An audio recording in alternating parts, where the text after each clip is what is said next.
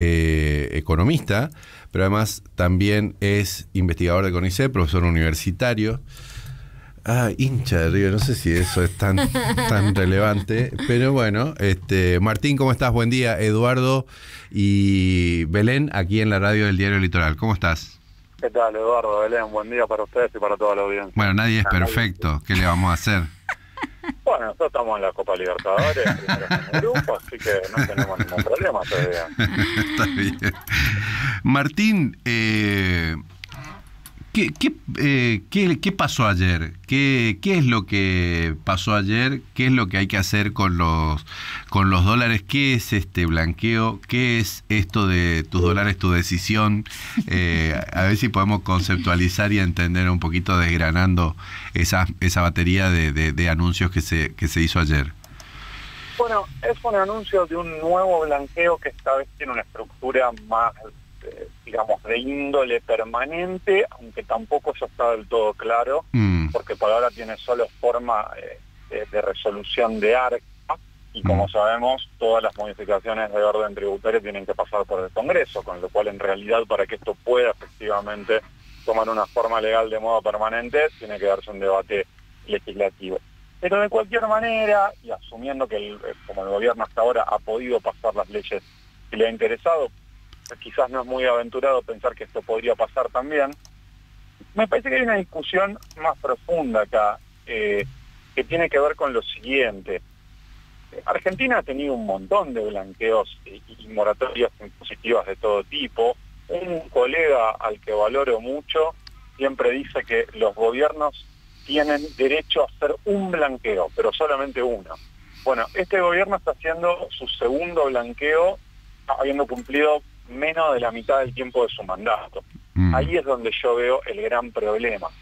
Este blanqueo es hasta incluso inconsistente con el anterior en términos de incentivos, porque muchas personas que entraron en el blanqueo anterior, en realidad les habría convenido esperar y entrar a este. Claro, porque tenían que dejar estacionado el dinero, digamos, ¿no? Exactamente, dependiendo de los montos había plazos mínimos de depósito de los fondos que ahora no existen más, por lo tanto tal vez, depende cada caso, ¿no? Pero en algunos casos hasta te podría haber pasado que entraste en el blanqueo anterior y saliste perdiendo por no saber que tenía otro. Con lo cual, la señal que esto da es que convalida esta vieja máxima que en Argentina se ha dicho siempre, que el mejor blanqueo es el próximo, ¿no? Claro. Ahí es donde yo veo un gran problema, que además hay una retórica política que acompaña todo esto, que de alguna manera plantea que quien paga impuestos es medio un tonto, y quien evalúa y quien... evade es un héroe. Quien evade, perdón, gracias, es o bien un vivo o bien una especie de héroe de la patria. De hecho, el nombre del proyecto es bastante elocuente. Exactamente. Está planteado como reparación histórica, ¿no? Reparación histórica a gente que evadió, quiere decir esto. Entonces, planteado en esos términos, yo me pregunto, ¿qué mensaje estamos dando para adelante? Pero no me refiero simplemente a discusiones comunicacionales, y ni siquiera pienso en la dimensión política solamente. Pienso en esta cuestión que te decía recién, el mejor blanqueo es el próximo. Tal vez haya mucha gente pensando en no entrar a este blanqueo porque especulan con uno posterior que sea más generoso aún. No, o que la condición de evasión es una acción premiada y que por lo tanto me dedico a seguir evadiendo, a seguir generando dinero negro, vamos a suponer legal, pero también podríamos suponer dinero negro ilegal. Total, soy héroe, digamos, ¿no? Exactamente. Bueno, ahí se ven otros dos debates que a mi entender son subsidiarios, pero no por eso dejan de ser importantes. Uno tiene que ver con que este tipo de políticas siempre han estado, pero ahora lo están mucho más, reñidas con todo un conjunto de normativa internacional a la cual Argentina adhiere en términos de lucha contra el lavado de activos, contra el narcotráfico, etcétera. El Gafi, por ejemplo, tendría que tener algo para decir sobre esto, aunque actualmente, digamos, la presidencia de Trump parece indicar un apoyo relativamente irrestricto a medidas de esta clase en países como el nuestro, por lo tanto, tal vez eso no sea un problema, pero en realidad es un problema hacia futuro y es bastante alarmante que Argentina solo por cambiar de gestión, de repente decida no cumplir todas estas normativas internacionales a las cuales ha adherido, porque como sabemos, los acuerdos internacionales deberían ser cosas que trasciendan las gestiones. Eso por un lado.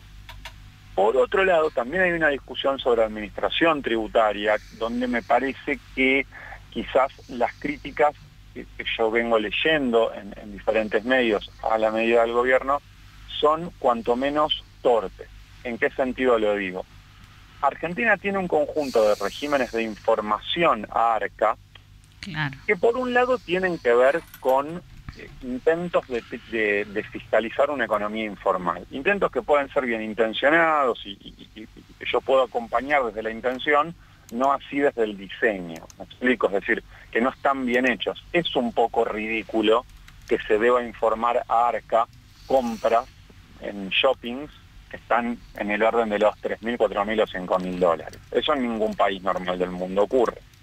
También en buena medida eso pasa porque esos regímenes de información ARCA típicamente no se actualizan por inflación, o al menos no se actualizan con la frecuencia que deberían, con lo cual en realidad eso responde a un mal diseño de la normativa y a una mala forma de manejarse de ARCA. Esto es algo que yo creo que desde quienes nos planteamos como críticos de estas medidas, tenemos que reconocer que era un problema. La solución que el gobierno ha encontrado es muy mala.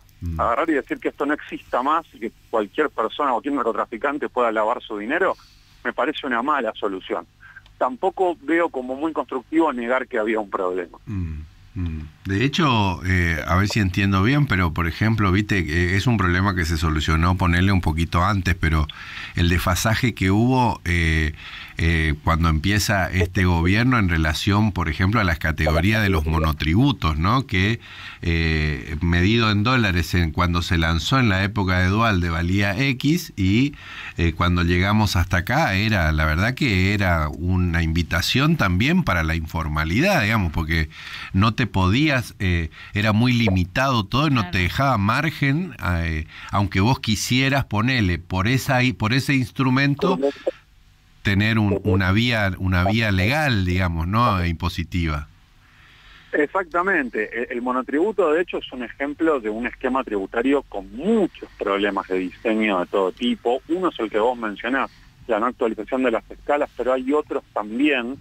Y definitivamente nos habla de un sistema tributario que ha quedado muy vetusto, que necesita un tipo de actualización y una rediscusión que es tanto técnica como política. Eso creo que está claro.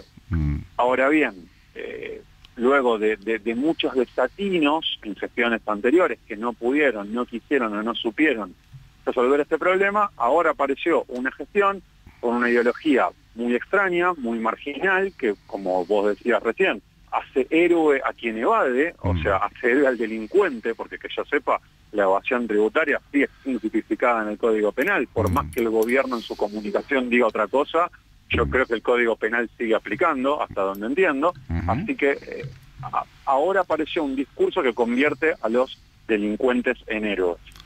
Definitivamente no me gusta este discurso, y también un poco pienso en que si se busca plantear una alternativa a esto, hay que cuanto menos mostrar aprendizaje de esos desatinos de las gestiones previas. El régimen de monotributo yo creo que no debería existir. Y de existir no puede ser un régimen que tenga la cantidad de aportantes que tiene. Porque en la forma actualmente existente está claro que es un régimen de enanismo fiscal. No es un régimen realmente pensado para recaudar de forma eficiente, ¿no? Martín, en el marco de esto hay una noticia, que es que el FMI está observando con atención esta medida impulsada por el gobierno, y en las advertencias, es lo que dicen los titulares, ¿no? Hablan de respetar los compromisos internacionales. ¿Vos cómo estás viendo esto? ¿Esto puede contradecir justamente estos compromisos? Es que a esto me refería previamente. La normativa del GAFI, digamos, no es que la puedo recitar de memoria, pero estoy bastante seguro de que prohíbe explícitamente estas cosas. Y los técnicos del FMI lo conocen bien esto. Digo los del FMI como se podría decir los de la OMC o de cualquier otro organismo que tenga alguna clase de diálogo técnico con lo que Argentina hace en el mundo. Recordemos que Argentina en el pasado, merced a malas políticas económicas, ha recibido, por ejemplo, sanciones de la OMC. Claro. Esto pasa en el mundo y no es ninguna pavada. con lo cual no es extraño imaginar que Argentina podría exponerse a sanciones o a problemas por ese lado. Entonces hay en esto un trasfondo de orden político, que es la presidencia de Donald Trump. Eso nadie lo puede ignorar. Y el FMI hoy aparece como muy alineado políticamente con esa presidencia. Pero no nos olvidemos que Donald Trump en el pasado ha mostrado también ser un dirigente, un líder extremadamente voluble, que un día puede cambiar de opinión y retirar un apoyo, y quiero ver este día de que nos disfrazamos, ¿no? Bueno, ahí tenemos dos problemas, digamos, dos o tres o muchos, ¿no? ¿Vos creés que al gobierno le importa este tipo de discusión o no, más allá del discurso, ¿no? Y después lo otro, más allá de las efectividades conducentes que ha demostrado el Congreso de la Nación, si hay margen como para que el Congreso pueda convalidar una letra chica, digamos, que sostenga esta posición en el tiempo. Yo creo que el gobierno puede posar de que las cosas no le importen, pero las cosas existen por peso propio. La relación con el Fondo Monetario Internacional hoy es absolutamente crucial, porque sin el desembolso que hizo el Fondo Monetario, que fue absolutamente excepcional y hasta diría en un sentido técnico impensado, solo sustentado políticamente, sin ese apoyo, el plan de estabilización que el gobierno está llevando a cabo no tiene posibilidad alguna de éxito. Dado el apoyo, tampoco hay certeza del éxito, ¿me explico? Pero si hay alguna posibilidad de éxito, es por el apoyo del fondo. Por lo tanto, el gobierno puede decir en sus redes sociales que nada le importa, pero no creo que los economistas del Ministerio de Economía, que son gente claramente capaz y que entiende los problemas, puedan pensar seriamente que no les importa lo que diga el FMI a nivel técnico. Y el Fondo Monetario Internacional, si bien rompió sus tranqueras o sus chanchitos, digamos, para ayudar a la Argentina, no creo que haga lo mismo para flexibilizar estas normas. ¿Vos qué crees? Es difícil saberlo, insisto, por el factor Trump. Con otra administración en la Casa Blanca yo estaría dispuesto a decirte que no, que esto no podría pasar. Pero el factor Trump es absolutamente un terremoto para el escenario político y mundial tan grande como lo es el gobierno de Milei para la Argentina. Con Trump es difícil saber, pero insisto en que esa volatilidad opera en los dos sentidos. Es decir, Trump puede ser el mayor apoyo o puede ser el salvavidas de piedra. Si no, pregúntenle a Volodymyr Zelensky, que todavía está dando vuelta como un trompo. Y no nos olvidemos de que Trump puede dar mucho apoyo político o redirigir fondos del Fondo Monetario Internacional para la Argentina, pero la política económica que Trump quiere imponerle al mundo, con subas de aranceles, con subas de tasas de interés en Estados Unidos y con guerras comerciales y con alejamiento de China, no es precisamente la política que más le sirve a la Argentina. Martín, finalmente, ¿qué hay que hacer?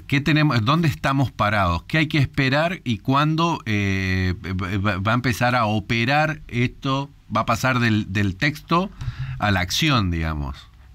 Eso en parte dependerá de la agenda legislativa. Definitivamente no me siento capacitado para aconsejar al ahorrista individual. Este consejo tiene que darle un contador que conoce la normativa y las cuestiones administrativas mejor que los economistas, que somos más bien teóricos de estas cuestiones, digamos, y a veces se nos escapa. En eso le paso la batuta a los primos que manejan estas cuestiones mejor.